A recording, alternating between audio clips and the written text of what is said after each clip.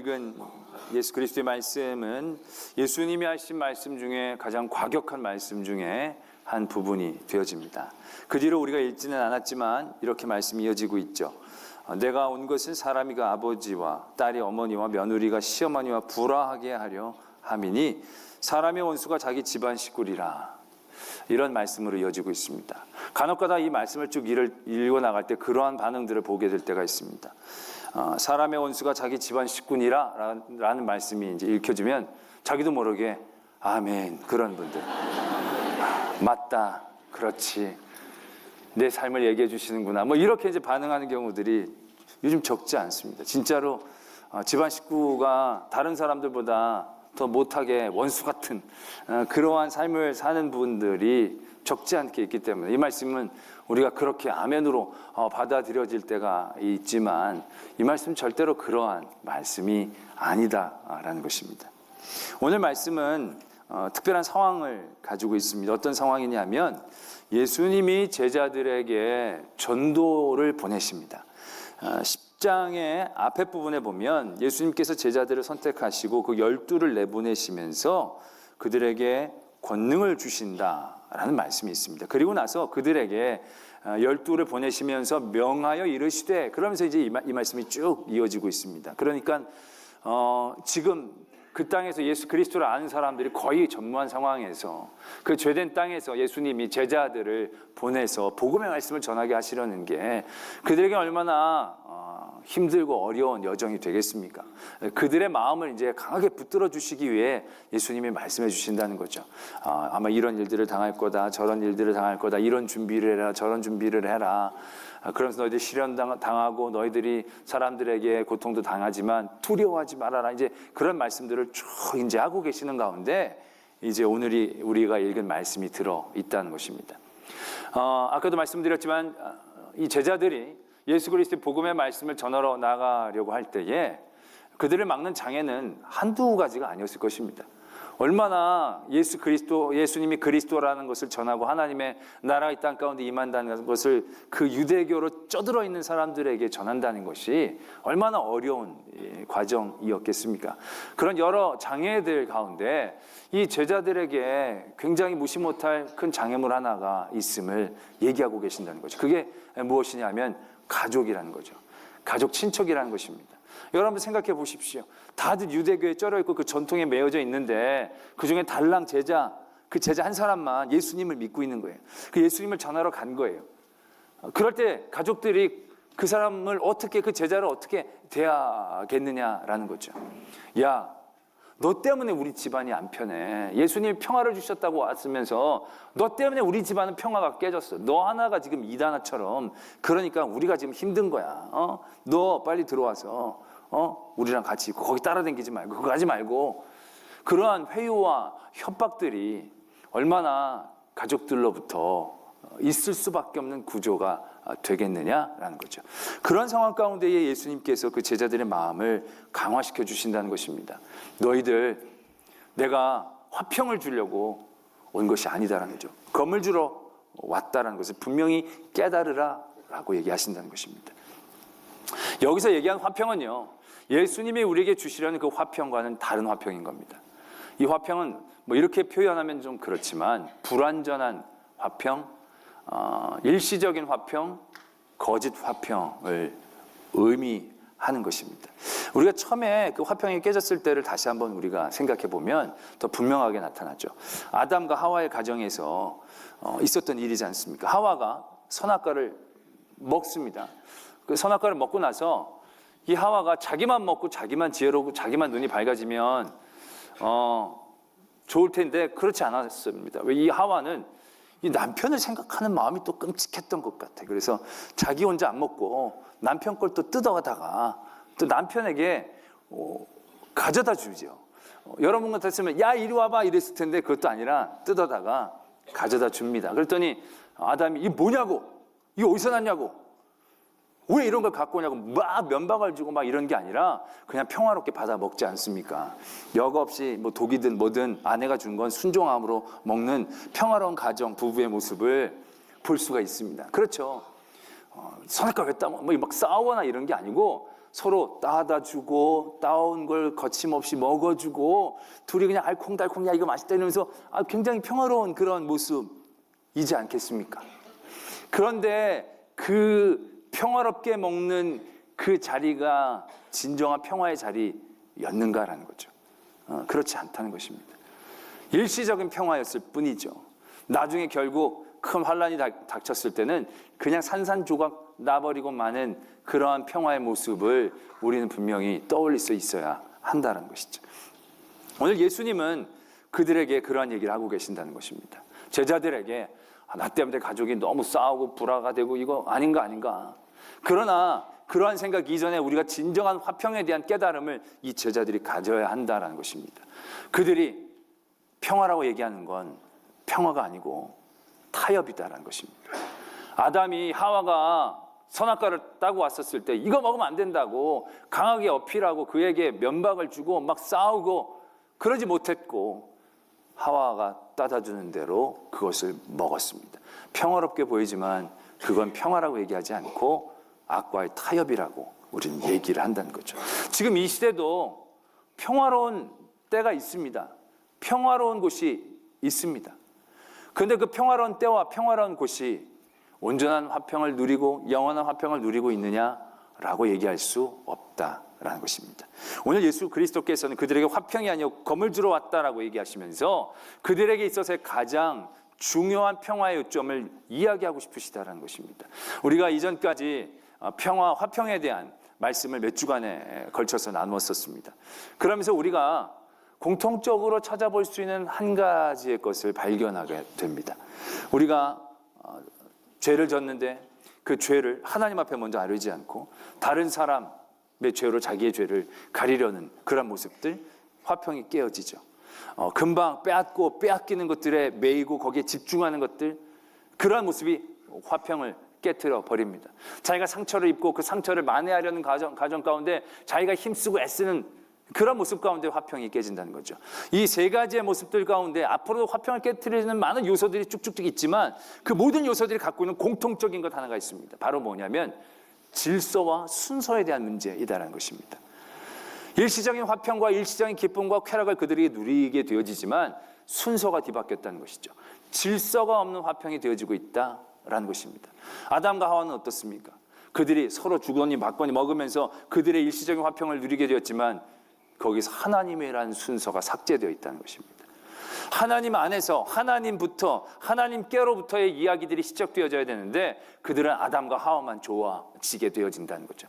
화평이 깨어져 버립니다.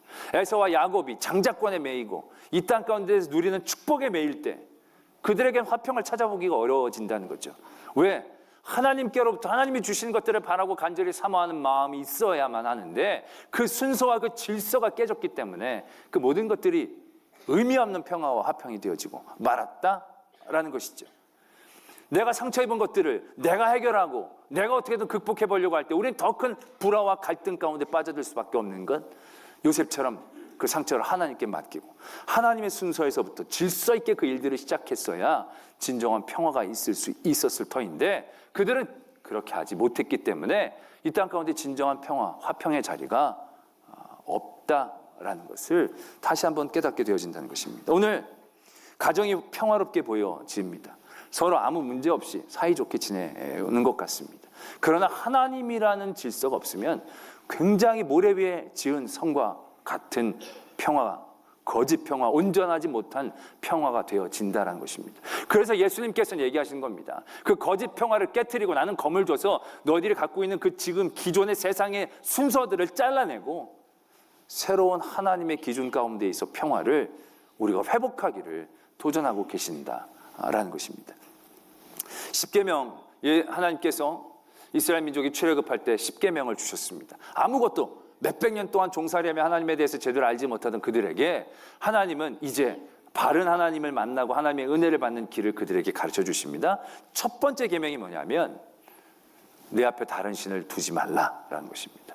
너희와 나 사이에 그 어떤 것도 껴들이지 말라라는 것입니다. 제1계명은요 굉장히 중요한 기준입니다. 질서이고요 순서이다라는 것입니다. 너와 나 사이에 그 어떤 것도 두지 말라는 겁니다. 나와 어떤 사건 가운데 그 사건을 해결할 때도 그 사건을 해결하는 기준, 시작, 질서는 하나님으로부터 시작해야 한다는 것입니다. 나의 능력, 내가 해결할 수 있는 어떤 사람들이 아니라 하나님 외엔 다른 신을 두지 말아야 한다는 것입니다. 내 능력이라는 신, 내가 아는 사람이라는 신, 내 물질이라는 신, 그런 신도 내 앞에 두지 말고 온전히 하나님의 기준 가운데에서 있어져야 하나님의 은혜와 복을 받을 수 있는 그 바른 길을 갈 수 있게 되어진다라는 것입니다. 사람들, 살인하지 않는 사람들 많습니다. 도적질하지 않는 사람들 많습니다. 그 뒤에 계명들이 많이 있죠. 그 계명들 하나님 없이도 지키는 사람들 많이 있습니다. 근데 그게 제대로 지키는 게 아니다라는 것입니다. 첫 번째 기준 가운데에서 그 계명들이 지켜져야 그것이 온전하게 지켜지게 되는 것이지, 그 첫 번째 계명이 흐트러지고 나면요, 그 다음에 계명은 지킨다라고 얘기할 수 없다는 것입니다. 살인하지 말라. 뭐 많은 사람들이 살인 잘 안 하잖아요. 그냥 평화롭게 문제가 없고 뭐 그냥 죽이는 게 힘들고 귀찮기도 하고 죽여봐야 남는 것도 없고 그러니까 안 죽이는 거예요. 살인하지 말라. 살인 안 하는 거예요. 그런데 상황이 점점 여러분들을 몰아가게 되면 어떻게 되겠습니까? 정말로 나를 괴롭히고 악함, 사회 악으로 보이는 어떤 존재가 보이고 그 존재를 내가 어떻게 할 수 있는 상황 가운데 내가 내몰리게 되어졌을 때 살인하지 말라라는 그 계명은 굉장히 자기 뜻대로 해석되어질 수 있는, 살인하지 말라, 이거 사람을 죽이지 말라는 건데 쟤는 사람이 아니고 짐승이야, 그러니까는 죽여도 돼, 그런 생각을 해내기가 쉽다라는 것입니다. 스스로가 판단하고 결정하는 어떠한 자리에 자기가 올라가게 되어질 때가 많이 있다는 것입니다. 첫 번째 계명이 순서가 바르게 지켜지지 않으면 살인과 도적, 자기 멋대로 해나갈 수 있다는 것입니다. 사사기서에 보면, 마지막에 보면 정말 입에 담기도 정말로 힘든 사건의 얘기가 말씀에 적혀져 있습니다. 말도 안 되는 짓들을 우르르 몰려가듯이 그들이 저지르게 됩니다. 그 현상을 딱 말씀은 이렇게 얘기하고 있습니다. 그때에 왕이 없으므로 자기의 소견이 옳은 대로 행했다는 것입니다. 나머지 계명들을 다 잘 지킨다고 하더라도 그건 자기가 잘 지키는 거지 온전히 지키는 게 아니다라는 겁니다. 첫 번째 계명이 우리 안에 온전히 중심 잡혀져 있지 않는다면, 정말로 꼭 죽여야만 하고 죽일 수밖에 없는 상황 가운데에서도 첫 번째 계명 가운데 우리가 세워질 때 그 사람에 대한 판결을 내가 내리지 않을 수 있는 것이고요, 그 어떤 상황 가운데에서도 내가 앞서지 않을 수 있는 것이고요, 여호와가 나의 가장 첫 번째이고 하나님의 명령을 기다려야 되고 하나님의 순서와 질서를 지켜야 된다라고 그 기준이 있어져야 어떠한 세상의 환경과 상황 가운데도 흔들리지 않는 그런 화평함과 하나님의 은혜의 길을 지킬 수 있는 거지, 첫 번째 계명이 무너지면요 나머지 계명들은 지켜도 온전히 지키지 못한, 안식일을 잘 지켜도 자기를 위해 잘 지키면 그게 무슨 안식일이 되겠느냐는 거죠. 자기를 위해서 수없이 바꿀 수 있는 안식일이 되어버린다는 것입니다. 때문에 우리의 진정한 화평은요 이런 온전한 순서에서부터 시작해야 한다는 것을 분명히 깨달아야 한다는 것입니다. 가족들이 회유하고 협박하고 위협을 해도 이 가정의 진정한 화평이 어디에서부터 시작하는가에 대하여 분명히 깨달아야 한다는 것입니다. 우리가 이 말씀을 이제 읽으면서 우리가 떠올릴 수 있는 사건 하나가 있습니다. 아브라함과 이삭의 사건입니다. 아브라함과 이삭의 사건이 보면 딱 여기에 굉장히 맞는 예라고 생각을 합니다. 아브라함에게 이삭은 어떤 존재입니까? 정말 둘도 없이 소중한 존재이지 않습니까? 근데 하나님이 그 가정에 평화가 아니라 칼을 주십니다. 그 이삭을 나에게 바치라 라는 거죠. 아니, 하나님이 데려가시면 데려가시더라도 그걸 자기더러 바치라는 게 이게 말이 되겠습니까? 아브라함 거기서 고민하죠. 그런데 아브라함은 진정한 평화의 순서가 무엇인지에 대한 깨달음이 있었다는 것입니다. 아브라함은 그 이삭을 보호하고 이삭을 정말로 이삭답게 하는 것이 무엇인지를 분명히 알았다는 것입니다. 그 이삭을 하나님께 드리는 겁니다. 하나님께 드릴 때 아브라함이 가졌던 생각은 하나님 말씀에 순종하라면 그냥 해야지, 뭔지도 모르니까, 그러면서 에이, 이삭을 정리하고 나면 또 뭐 주시겠지, 뭐 이러한 생각을 가지고 한 게 아닙니다. 하나님 앞에 드릴 때에 가장 이삭을 위한 일들을 아브라함은 행하고 있는 겁니다. 아브라함의 마음은 이런 마음이었습니다. 내가 이 이삭을 하나님께서 바치라고 할 때 바치게 되면 하나님은 이 이삭을 반드시 살려주실 것이다. 그러한 믿음 가운데에서 아브라함은 그 일들을 행했다는 것입니다. 그 가정의 화평을 지키는 일에 대한 순서에 대해서 분명히 깨닫고 있었다는 거죠. 아니 내가 어떻게 아들을 죽여? 말도 안 되지. 그래가지고 이삭을 데리고 그가 도망가 버리면 그 가정이 정말로 평화를 지키고 화평하게 살 수 있었겠습니까? 그럴 수 없다는 걸 아브라함은 분명히 깨달고 있었다는 거죠. 그게 아니다는 거죠. 하나님의 기준 가운데, 순서 가운데 그게 바르게 쓰고 그 가운데 가장 이삭을 위한 일들이 무엇인지 그것이 하나님 앞에 자기가 바로 쓰는 일임에 대하여 그가 깨달았다는 것이죠. 그럴 때에 하나님께서 긍휼을 베풀어 주시고 은혜를 베풀어 주셔서 새로운 아들을 주시는 게 아니고 죽었던 이삭을 다시금 살려주시는 그 하나님을 믿고 의지함으로 나아갈 수 있었다라는 것입니다. 오늘 예수님께서 제자들에게 주시는 말씀이 그러한 모습을 갖고 있다는 것을 분명히 깨달아야 합니다. 근데 우리는 이 말씀을 또 잘못 이해하고 적용하는 경우들을 만나게 됩니다. 집안 식구들이 원수고 다 예수님께서 건물 주러 오셨으니까 다 잘라내고 던져버리고 상관없는 그러한 사람들로 만들어버리라라고 생각해버리는 경우들이 적지 않습니다. 집에서도 집에 남편이 뭐 그런 예가 많으니까 남편이 아내에게 교회 가지 마, 예배당 가지 마. 그럴 때 아내가 화평을 위해서 안 가는 경우도 있겠지만 사탄아 물러가라. 네가 나를 넘어지게 하는구나. 저 뱀의 자식을 내가 어떻게 해야 될까? 내가 예수님이 검을 주셨으니까 저 자식을 잘라내고 네 알아서 먹고 네 알아서 치워라. 그리고 새벽 기도부터 가가지고 철학 기도까지 기도하면서 그러면서 집안 식구가 원순이라 집안 식구가 원순이라 그러면서 우리가 이 말씀을 이해해 예수님이 그러라고 그러셨다라고 생각하는 경우들이 있다는 것입니다. 그런데 절대 그런 말씀이 아니다라는 것을 깨달아야 된다는 거죠. 그 뒤로 보면 그렇습니다. 아버지나 어머니를 나보다 더 사랑하는 자는 내게 합당치 않다. 미워하고 잘라내라는 얘기가 아니라 더 사랑하지 말라라는 얘기가 아니고 하나님에 대한 순서와 질서를 잘 지키라는 얘기죠. 그 화평과 화목의 순서가 무엇인지에 대한 분명한 인식이 있어야 된다는 것입니다. 그리고 나서 뭐라고 말씀하시냐면 또 자기 십자가를 지고 나를 따르지 않는 자도 내게 합당하지 않다.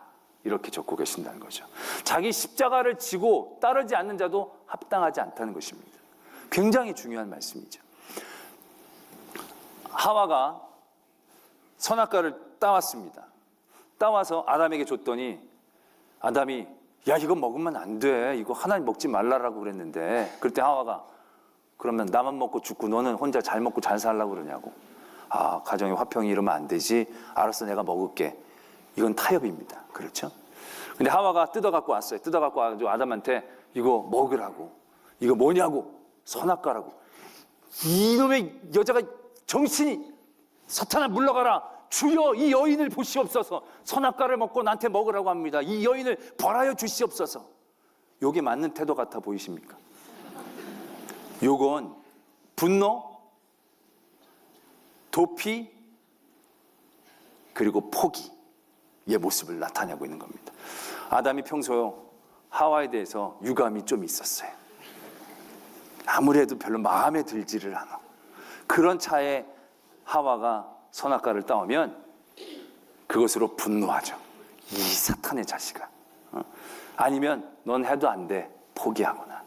아유 이 여자 그러면서 도망치는 도피의 모습들을 나타나게 된다는 거죠. 만약 36절까지의 말씀이라면 그래야 되겠죠. 그러나 예수 그리스도는 제자들에게 그러한 가족들을 향하여 분노하거나 포기하거나 도피하지 않으라고 말씀하고 계신다는 것이죠. 사랑하지 말라라는 얘기가 아닙니다. 사랑하지 못하는 사람들이 있다 할지라도 그 십자가를 지고 내가 따라와야 되는 것이지 그 모든 일들을 분노하고 포기하고 도피하는 가운데에서 그 사람들을 대하지 말아야 할 것들을 분명히 얘기하고 계신다는 거죠. 아브라함 얘기도 마찬가지도 아브라함이 하나님이 죽이라고 할 때 아유 이거 어떻게 죽입니까? 그러면 이제 타협이 되는 거죠. 근데 죽이라고 했을 때 아유 이삭 이 자식 내가 좀 평소에 많이 모자르다고 생각했는데 새로 갈아치우자. 그러면 그게 화평, 순종 그 모습이 아니다라는 것입니다. 정말로 그 아들을 사랑하고 그 아들을 살릴 수 있는 진정한 방법에 대한 고민과 그런 도전 가운데 그 일들을 했기 때문에 그 가정에 진정한 화평이 세워진 거지, 그가 자기 십자가를 내려 던지고 나가려고 했던 모습은 결코 아니다라는 것을 우리가 분명히 깨달아야 한다는 것입니다. 우리가 우리의 믿음의 생활하면서 화평을 세워나가기 힘든 많은 자리들을 만나게 됩니다. 그때마다 우리가 제일 먼저 선택하게 된 선택지는 뭐냐면 도피입니다. 포기입니다. 분노입니다. 우리가 우리의 평화를 무너뜨리는 많은 사람들, 특별히 우리 가족들, 우리가 얼마나 그러한 세 가지 일들을 먼저 행하기 쉽습니까? 집에 와서 교회 와서 늘 기도하고 찬송하고 뭐 하면서 집은 돌보지 않고, 알아서 밥 차려 먹어라 그러면서 여기서는 목사님 거 다 차려주고 있고 다 설거지하고 있고, 자기 식구들은 다 내팽개치고. 왜? 거기 싫으니까. 좋아서 고민하는 게 아니라 싫으니까 핑계로 하나님 앞에 달려 나오고 하나님께 도망치고 하나님께 정죄해버리고, 그런 가운데 진정한 화평의 모습을 세워 나가려고 한다는 것은 이건 맞지 않는 얘기다라는 거죠. 자기 가족들 다 잘라내고 그럼 누구에게 예수 그리스도의 복음을 전합니까? 그 예수 그리스도의 화목함이 어디서부터 시작되어져야 하는데 가족들 다 잘라내고 나면 과연 누구랑 할 수 있다라는 얘기입니까? 가족뿐만이 아니라 우리 공동체 내 모든 사람들에 대한 우리들의 마음의 중심 또한 분명히 깨달아야 한다라는 것입니다. 예수님이 과격하게 행동하실 때가 있었습니다. 성전에서 장사하는 사람들의 상을 엎은 것입니다. 예수님의 오시기 전까지 성전은 에너지가 넘치고 평화로웠을 것입니다. 파는 사람들, 사는 사람들, 그 모든 사람들의 이해관계가 잘 맞아떨어져서 그는 일상의 모습이 되었고, 그 일상은 그들에게 있어서는 굉장히 평화로운 모습이었을 것입니다. 그런데 그 일상을 예수님께서 깨트리십니다. 엎으십니다. 사람들로 분노하게 만듭니다. 모든 사람들의 편리와 유익함들을 깨트려 버리십니다. 그리고 얘기하십니다. 우리끼리 잘 지내는 게 이 성전에서 좋은 일이 아니라는 거죠. 이 성전에서 해야 할 것은 기도다라는 것이죠. 때문에 우리의 모든 평화의 일들이 거기서부터 질서를 잡고 도전되어지고 지켜지기 위해 안간힘 써야 할 것입니다. 잘라내는 게 중요한 게 아니고요, 바르게 세우는 게 중요한 것입니다. 포기하고 도망치는 게 중요한 게 아니라요, 도망치는 게 아니라 끝까지 붙잡고 눈물로 기도하는 것이 진정 오늘 예수 그리스도께서 제자들에게 주신 그 말씀이고 우리들에게 주신 말씀임을 깨달아야 한다는 것입니다. 하와가 따온 선악과를 아담이 평화롭게 먹은 건 타협이라고 그랬습니다. 하와가 따온 선악과를 정죄하면서 하와를 고발했더라면 아담은 하와를 향하여 분노했고 포기했고 아마 도망친 것일 겁니다. 그렇다면 아담은 하와가 선악과를 따왔을 때 어떻게 행동해야 했었을까요? 답을 얘기하는 게 아니고 생각해 보시라는 겁니다. 집에서 한번 고민해 보십시오. 시어머니가 며느리가 들어왔는데 너 교회 다니고 그러면 안 된다. 우리 가정은 한 신을 믿어야 되는데 두 신 믿으면 안 된다고. 너 교회 다니지 말라라고. 그렇게 했을 때 내 가정의 평화를 위해서 안 다닐게요. 타협이죠. 그게 아니라 이 뱀 같은 시어머니 같은 하고 늘 말도 못되게 하는데 꼭 이런 거 갖고 날 괴롭힌다고. 그러면 분노고 포기고 도망치는 것이겠죠. 그렇다면 예수 그리스도의 순서 가운데 가정의 화평을 이루는 일들은 어떻게 행하는 것이 되겠습니까? 아내가 남편들어 나야 교회야 선택하라고 했을 때, 주일날 교회 나오려고 그러는데 아내가 나야 교회야 그러면 당신이야 집안의 평화를 위해서, 이건 타협이죠. 어디 선택할 게 따로 있지, 당연히 교회지.